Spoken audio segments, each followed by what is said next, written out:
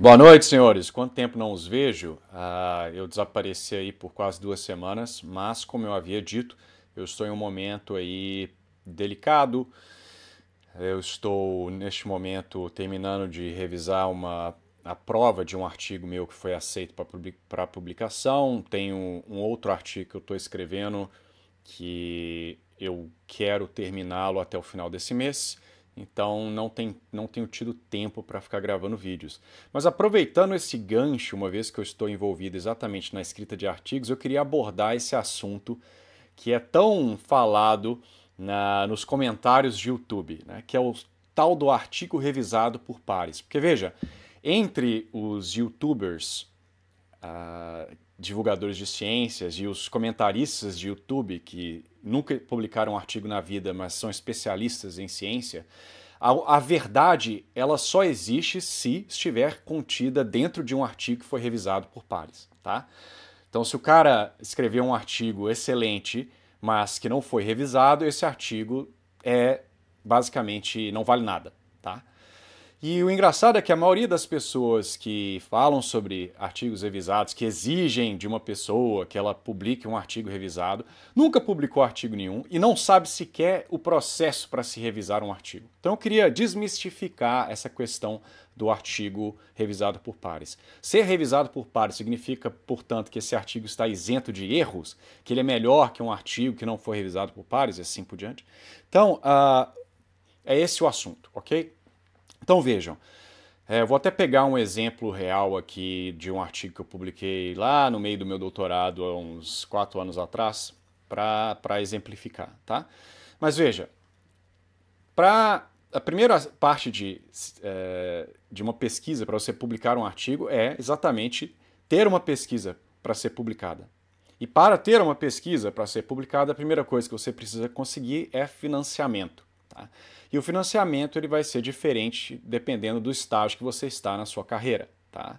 Se você estiver na graduação, dificilmente você será primeiro autor em um artigo. Então você geralmente vai se juntar a um laboratório em um estágio aí de iniciação científica, eles vão te dar um papel ali menor e você vai entrar como um autor pequeno dentro daquele artigo de uma pesquisa que já está sendo financiada naquele laboratório e eles vão pegar aí uma ajuda sua, ok?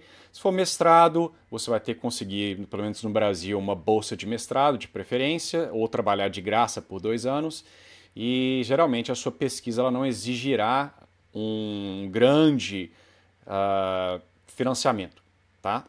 E mais uma vez, você muito provavelmente fará ou um trabalho que não exige muito dinheiro, né, vai coletar dados ali de uma forma que não, por exemplo, você não vai sequenciar genoma, que custa aí cada genoma mais de US$ 120, você vai provavelmente coletar dados em campo que você possa fazê-lo sem gastar muito dinheiro. Ou você vai pegar o trabalho de algum doutorando ou pós-doutor e pegar um aspecto daquele doutorado, daquele trabalho que ele não está explorando e explorar você, né? E vai entrar aí como um autor, talvez primeiro ou não, ok? Então, já logo de cara, para conseguir um financiamento para um grande projeto, seja enquanto pós-doutor ou como PI, né, investigador principal, o seu projeto ele tem que ser interessante para as agências de financiamento, tá?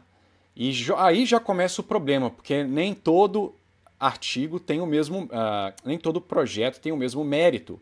Não porque o projeto X ou Y é melhor do que o outro, mas muitas vezes porque ele não é apetitoso para as agências de financiamento. Tá? Então, se você tiver um artigo lá, uma proposta de um tópico X, por exemplo, genética de populações em alguma espécie tal, se você acrescentar nessa proposta alguma coisa referente a mudanças climáticas, a probabilidade desse artigo, dessa proposta sua ser aceita vai aumentar. Tá? Não que seja necessário que será aceita, mas aumentará a probabilidade. Então, existem aí tópicos que são modinha. Então, você já tem aí logo de cara um viés, não que seja, vai ocorrer sempre, mas geralmente um viés para o tipo de proposta que será financiada. Tá? Alguns vieses são, obviamente, válidos. Tá? Se existe um projeto que tem uma aplicação, por exemplo, para a indústria, para a melhoria de vida das pessoas, esse projeto terá um maior interesse do que um projeto de uma espécie que ninguém nunca ouviu falar, lá no confim do Amazonas, que não vai ter aplicação nenhuma para a sociedade. Tá? Então esse tipo de peso em uma avaliação de proposta ele é válido, ok? Então você conseguiu aí o seu projeto, o financiamento, blá blá blá, e você vai fazer a sua pesquisa, tá? A pesquisa, obviamente, ela vai demorar muito tempo, isso vai variar de acordo com a pesquisa, mas vai levar aí pelo menos um ano, 2 anos, e você vai, tendo feito aí a sua pesquisa e obtido resultados, você vai então tentar publicar esse artigo, tá? Um segundo.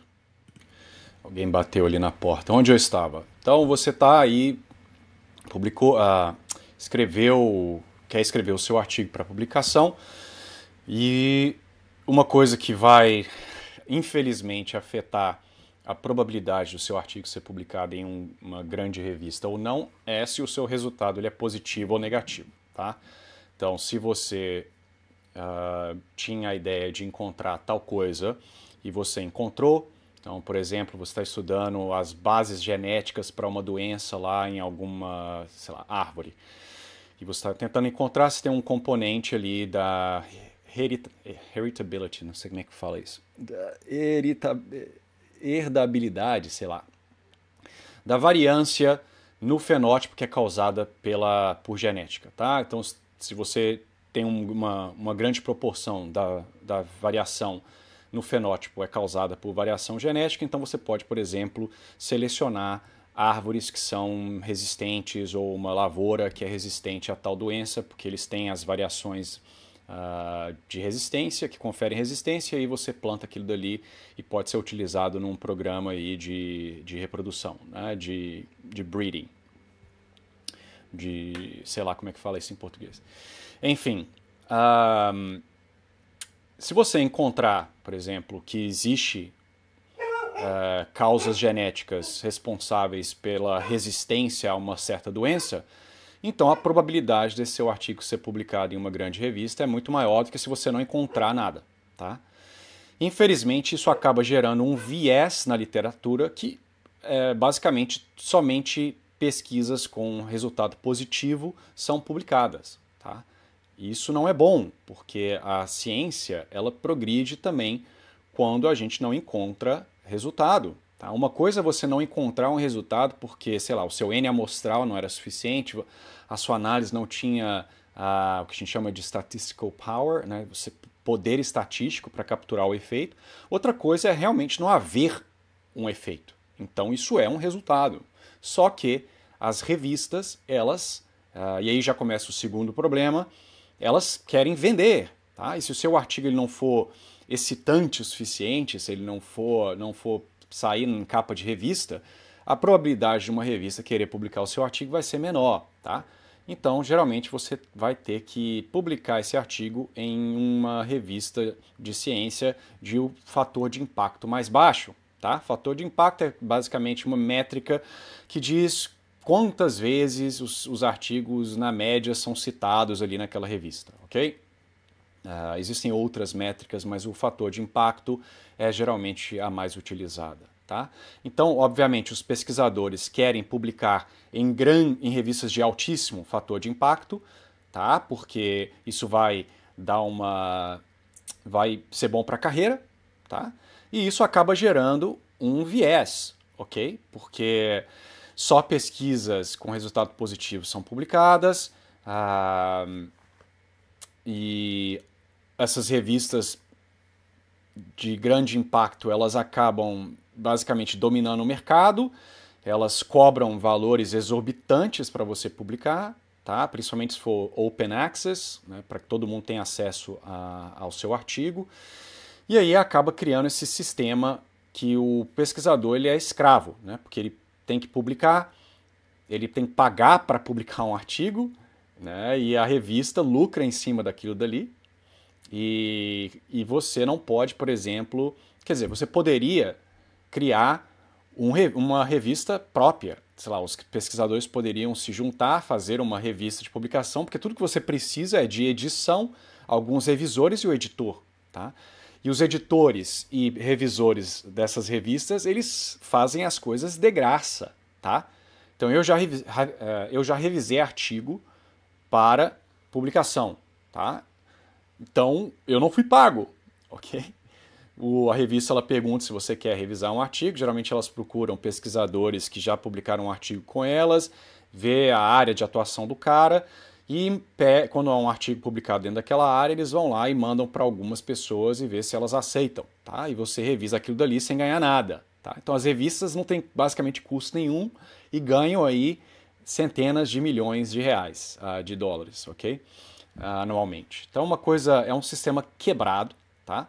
E o outro problema que acaba entrando é que para o cara manter o emprego dele lá de pesquisador, ele precisa geralmente publicar artigo continuamente. Então isso aí já também enviesa a pesquisa, porque ele vai acabar publicando artigos que são fáceis de publicar, ou vai fazer a mesma análise 200 vezes com 200 organismos diferentes. Enfim, isso gera diversos problemas, tá? Mas enfim, então você tem lá, dependendo da sua pesquisa, se o resultado é positivo ou negativo, você vai então decidir qual a revista que você quer publicar esse artigo, tá? A revista, o escopo dela tem que se encaixar ao tipo de pesquisa que você fez. Você não pode ser muito ambicioso, tá? Então se o seu artigo ele é modesto, ele tem descobertas modestas ou não tem muitas aplicações aí de interesse, você não vai tentar publicá-lo na Science, né? Ou na Nature, ok? Senão o seu artigo será rejeitado logo de cara, tá? Mas então é isso. Então você vai geralmente ou escrever um artigo padrão com seus resultados primeiro e aí você define a revista. O problema disso é que você vai ter que formatar o seu artigo de acordo com a revista depois, ou você já define uma revista que você quer publicar, submeter o artigo e você já escreve o artigo com aquela formatação, tá? Então só para mostrar aqui mais ou menos, então veja, isso que foi um dos capítulos da minha tese, tá? Então você pegar lá nesse file, como é que fala isso, gente? Folder, enfim. Nesse arquivo aqui, cara, tá aqui, ó. Isso aqui são as versões antigas do manuscrito, tá? Então você vê, cara, que tem trocentas iterações do artigo antes de você publicá-lo, né? Então você começa lá, principalmente se você é começo de carreira, né? Você começa lá, escreve ali, começa a colocar os resultados em uma planilha, em um arquivo de Word. Aí a coisa depois vai ganhando escopo, tá? Né? Você vai, papapá. Aqui já está com um pouco mais mais organizado, né? As referências colocadas bonitinho, etc. Pá.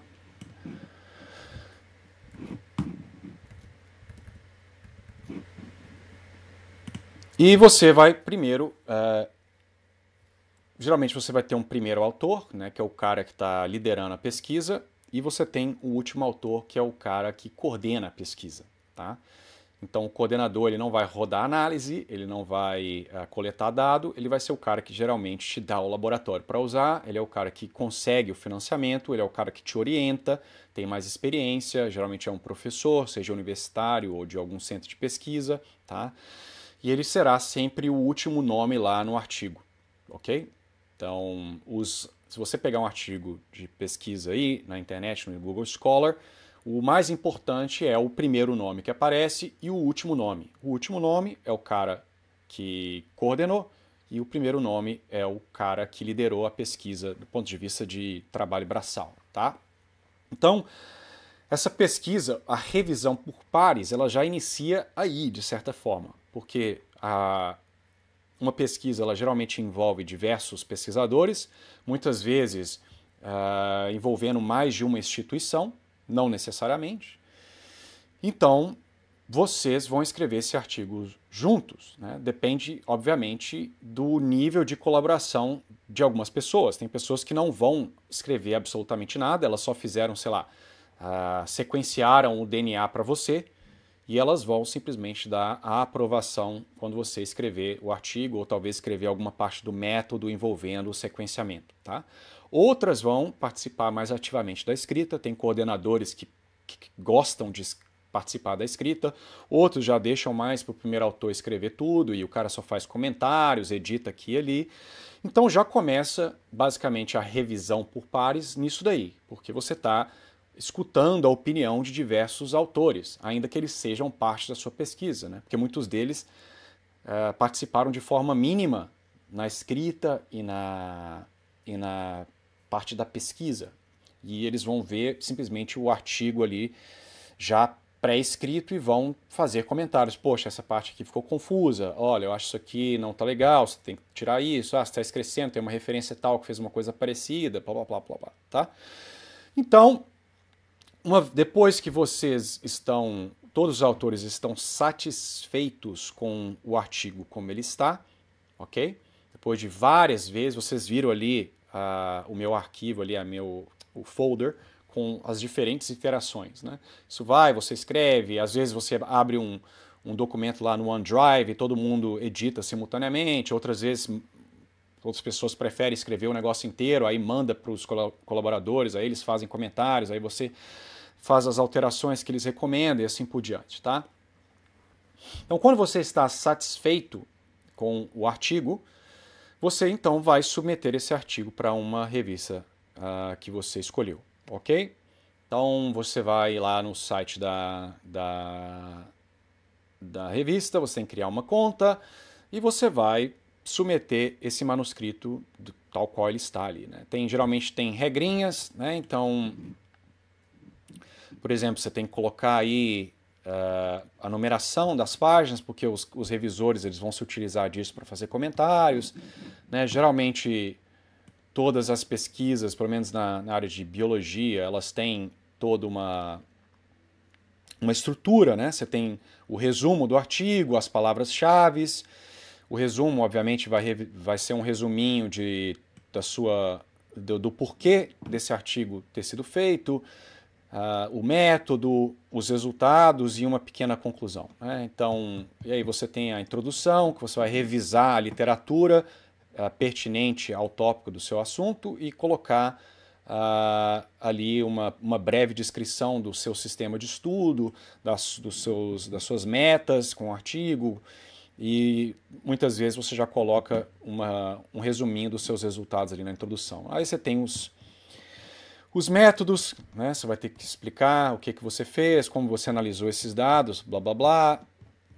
Daí você descreve os resultados de uma pesquisa, né? Quais foram os resultados encontrados, negativos ou positivos. E depois você vai discutir esse artigo, colocando os seus resultados, em um contexto mais geral. Né? Como que esse seu artigo ele se compara com outros artigos publicados em tópicos similares, como ele aumenta o conhecimento, qual as recomendações que você dá para futuras pesquisas, o que ficou faltando, quais são as coisas que foram fracas na sua pesquisa, que um pesquisador no futuro poderia melhorar, e assim por diante, tá? Então, esses são os critérios para uma pesquisa, ok? Aí você manda esse artigo para publicação, e isso vai variar de revista para revista, mas geralmente é algo meio standard. Esse artigo ele vai ser avaliado por um editor, tá? O editor vai olhar o seu artigo e vai ver algumas coisas básicas. Primeiro, esse artigo ele está minimamente bem escrito ou ele está incompreensível, né? Tem erro de inglês para todo canto, não dá para entender nada. Ele vai olhar se esse artigo ele se encaixa com a revista, né? Então, se você mandar um artigo lá de genética para uma revista de ecologia, não faz sentido, né? A não ser que seja uma ecologia genética lá. E ele vai avaliar se esse artigo ele tem méritos para ser publicado na revista. Como eu disse, às vezes você é muito otimista, a gente geralmente começa submetendo o máximo que você acha que você consegue get away with, né? Então você manda para uma revista de maior fator de impacto, rezando para que eles aceitem ali revisar o artigo, senão eles vão rejeitar, né? Então, mas o editor vai olhar se esse artigo está muito otimista, não, às vezes o artigo está bem escrito, ele tem a ver com a revista, mas ele acha que o artigo não tem um impacto grande o suficiente para justificar ser revisado naquela revista, ok? Então esse editor ele pode rejeitar esse artigo logo de cara, por qualquer razão que seja, e falar, olha, esse artigo não cabe aqui nessa revista, ou ele tem muitos erros, etc. Tchau. Ele pode aceitar o artigo, isso quer dizer simplesmente que ele vai pegar esse artigo e mandar para revisores, corrigir, não corrigir, mas comentar, ou ele pode rejeitar o artigo e sugerir que esse artigo seja mobilizado para uma revista, geralmente de fator de impacto menor, dentro do mesmo grupo. Tá? Então, por exemplo, a Nature ela tem artigos auxiliares. Tá? Então você tem a Nature Microbiology, você tem a Nature Communications, você tem a, sei lá, não sei se o Scientific Reports é da Nature, talvez seja. Então, se o cara acha, por exemplo, que você submeteu para Nature, e o seu artigo não cabe na Nature porque ele não tem impacto suficiente, ele pode dizer, olha, eu posso transferir esse artigo para o pessoal da Nature Communications, que é um level abaixo. Você gostaria que eu fizesse isso? Aí você pode aceitar e ele vai mandar para o outro editor da Nature Communications, que pode rejeitar tal qual o primeiro rejeitou. Ele pode rejeitar, falar para mandar para um grau ainda mais baixo ou rejeitar. Tá? Então, o seu artigo tendo sido aceito ali pelo editor, ele vai para os revisores. Tá? E aí que é a tal revisão por pares. Ok? O número de revisores vai depender da revista. O mínimo são 2. Algumas revistas aí surtam e mandam para tanta gente que acaba voltando, sei lá, 5 pessoas aceitando revisar. Porque veja, como eu falei, os revisores não são pagos, então a revista ela simplesmente tenta mandar para vários pesquisadores, sabendo que vários vão dizer não, ok? E acaba que algumas raras vezes, mais de 2 falam sim, tá? Então você acaba tendo que aceitar a revisão de várias pessoas, o que não necessariamente é uma boa coisa, tá? Então, beleza. Aí mandou o artigo para revisão. Você, enquanto autor, você tem lá a plataforma lá da revista, então você pode acompanhar o progresso. Né? Algumas são mais ou menos comunicativas que outras, mas aparece lá artigo, tá? Com editor, artigo enviado para os revisores. E aí vai depender, mais uma vez, da revista, quanto tempo que vai levar para esses revisores entregarem as revisões. Tá? Algumas revistas exigem que o cara escreva, sei lá, corrija em 2 semanas, outras não dão tempo, então tem alguns caras que demoram aí 1 mês para mais. E aí, quando eles terminam de revisar esse artigo, eles mandam as revisões para o editor. Tá? O editor vai receber essas revisões, ele vai lê-las e aí ele vai tomar outra decisão. Vamos supor que os 2 revisores detestaram o seu artigo. Falaram que o seu artigo tem problemas metodológicos, alguma coisa aí séria, e eles falam para o editor, eu recomendo que esse artigo não seja publicado. Nem toda revista exige que o revisor faça uma recomendação, tá? Algumas só pedem para que eles revisem. Algumas pedem que ele marque lá. Você recomenda publicação com correção, rejeição, etc. Tá? Aí o editor vai ler essas revisões e ele vai tomar uma decisão. Se as 2 revisões, ou 3 ou 4, forem extremamente negativas, ele pode, então, comunicar ao autor que o artigo foi rejeitado? Geralmente ele vai compartilhar as revisões, tá? Com o autor. Vai dizer, ó, tá aí as revisões e eu estou rejeitando o seu artigo porque os revisores não gostaram, tá? Ponto.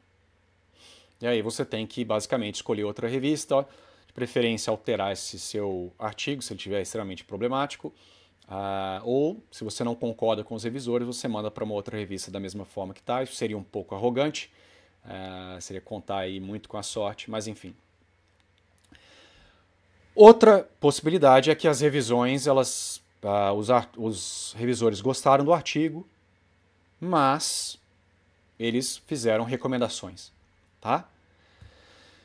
Então, eu vou dar uma pausa aqui para ver se eu tenho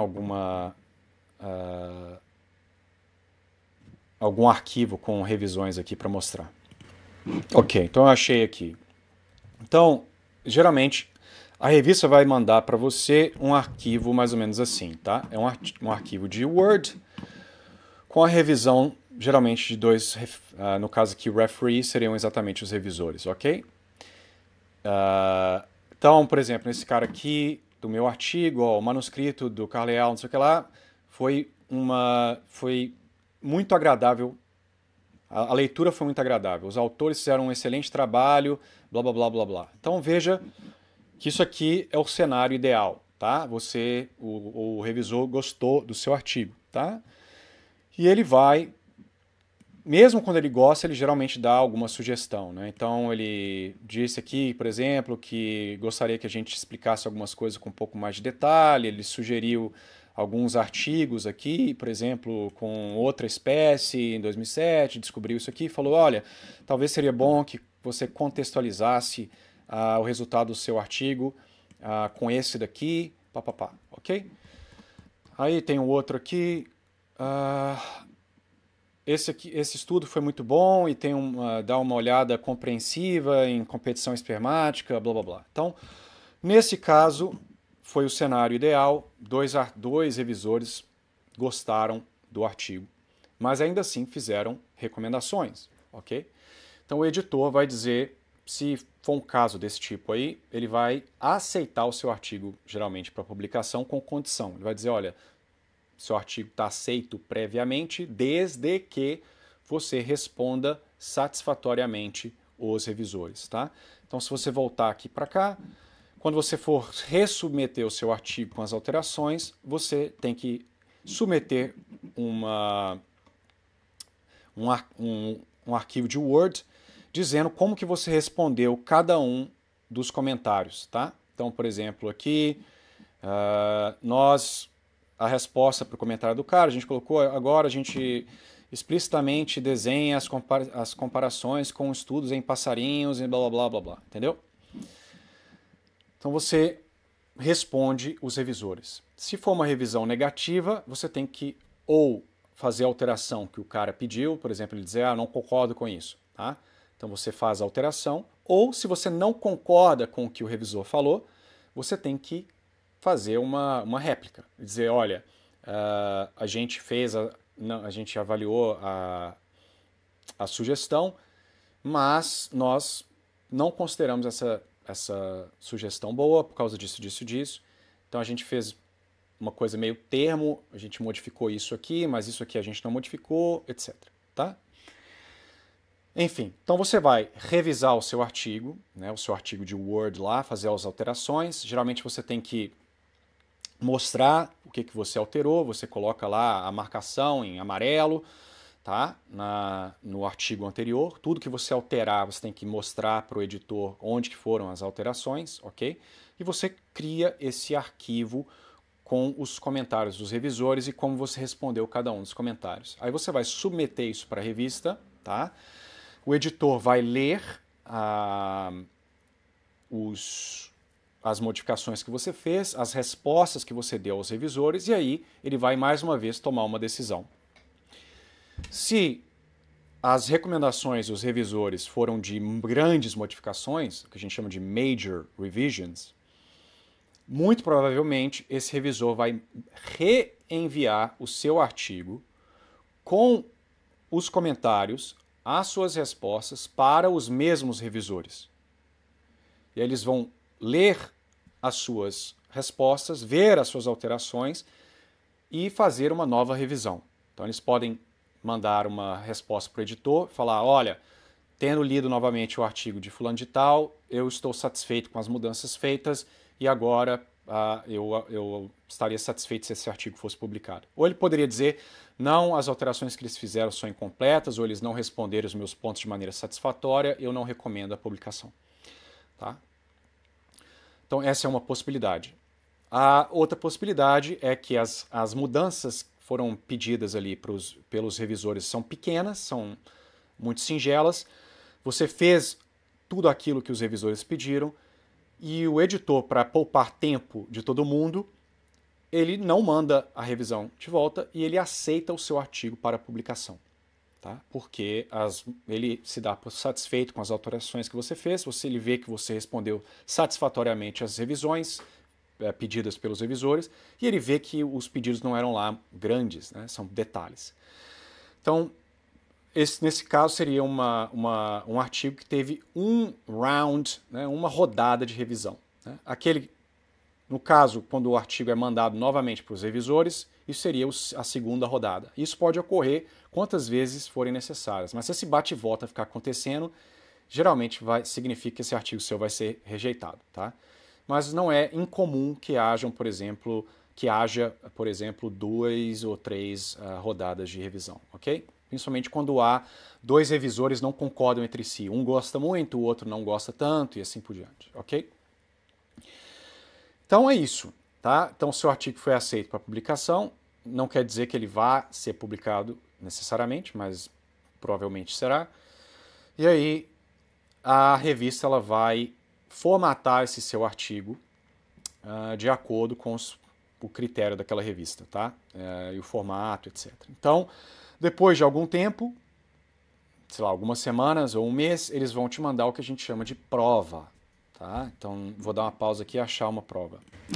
Vamos lá, aquele mesmo artigo, então tá lá, que foi a revista Philosophical Transactions of the Royal Society, e aí eles te mandam o que a gente chama de prova, tá? Então agora o seu artigo ele está formatado conforme a revista, tá? E eles mandam isso para que você faça uma última correção. Tá? Eles pedem que você leia essa prova, veja se há algum erro de formatação, se há alguma coisa que você não está satisfeito e pede, portanto, que você mencione quais são essas alterações que você quer fazer, ok?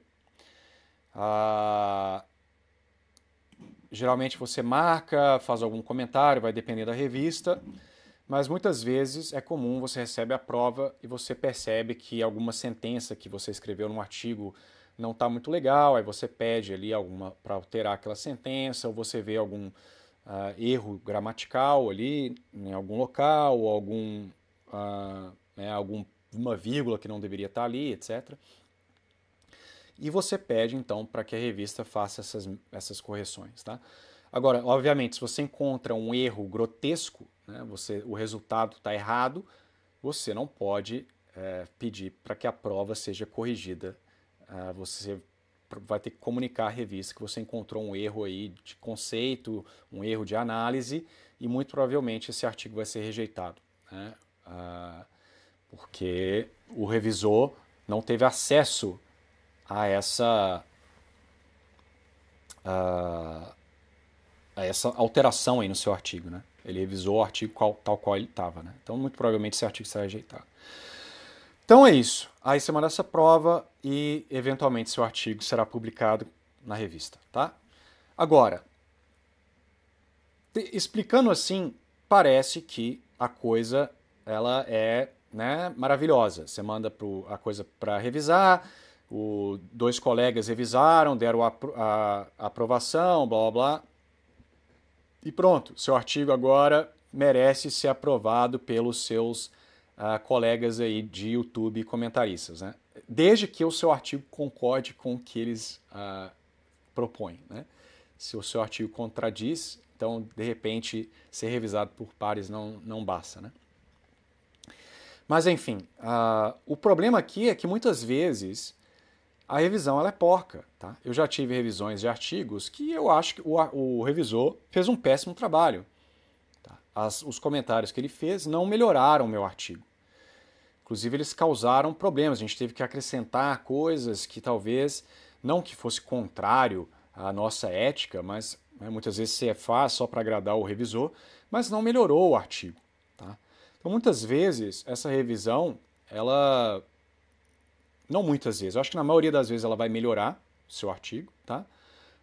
Porque ter várias pessoas lendo uma coisa geralmente facilita encontrar um problema, ter mais opiniões, mas às vezes não. Às vezes um artigo pode ser rejeitado porque um revisor estava de mau humor, ou um revisor ele sabe quem está publicando o artigo, não vai com a cara do cara e faz uma revisão porca.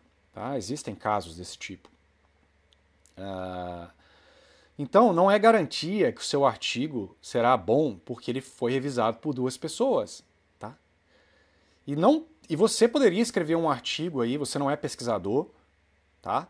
Você é um cara qualquer, vai escrever um livro, ou vai escrever um artigo para um blog, e você manda esse artigo para 10 amigos seus, inteligentes, da mesma área, e eles fazem comentários e você publica nesse blog. Tá? A diferença da pesquisa científica é que são pesquisadores. Isso faz deles melhores revisores do que um colega seu que leu, sei lá, o esboço do seu livro? Não. Tá? Então existem rinhas na ciência, existem péssimos revisores, às vezes o revisor é um cara que está fazendo graduação, não graduação, mas fazendo, sei lá, um doutorado, o PI mandou para ele revisar, o cara sabe muito pouco, ele faz uns comentários lá meio toscos. As primeiras revisões que eu fiz provavelmente foram muito toscas, não foram excelentes, sabe? Então é isso, cara. Então, o fato de seu artigo ter sido lido por duas pessoas a mais e eles terem feito comentários não quer dizer, portanto, que o seu artigo ele é perfeito, que ele não tem erros. Quantos são artigos aí que foram revisados por 5 pessoas e depois eles são retratados, são removidos, porque existem vários problemas que são encontrados depois na análise, que ninguém percebeu que estava lá. Muitas vezes é difícil para um revisor saber, né? Ele tem ali o resultado, ele acredita no que você fez, mas às vezes a própria descrição ali da metodologia está errado. O cara fez uma análise que não deveria ter, não condiz com esse tipo de dado e os revisores deixaram passar, entendeu? Então é isso que é uma revisão por pares, galera. São geralmente dois caras lendo o seu artigo e fazendo comentários. E um editor decidindo se ele está satisfeito ou não com as alterações, ok? Quantos artigos excelentes foram rejeitados? Quantos artigos porcos já foram publicados, inclusive em grandes revistas? Eu já li artigos na Science e na Nature que são horrorosos. Eu já li artigos numa revista de fator de impacto 1,5 que são obras-primas. Tá? Então, é isso. Eu espero que com esse vídeo os senhores tenham entendido melhor como funciona a revisão por pares, tá? E agora, quando alguém for lá explicar nos comentários, revisão por pares, você pode falar, cara, eu mandei meu blog para 10 caras lerem e eles fizeram uma revisão por pares, ok? É basicamente isso, entendeu? Então, tenha um excelente final de semana e não sei quando farei o próximo vídeo, dado o fato que eu estou apertado, mas fiquem com Deus e até a próxima.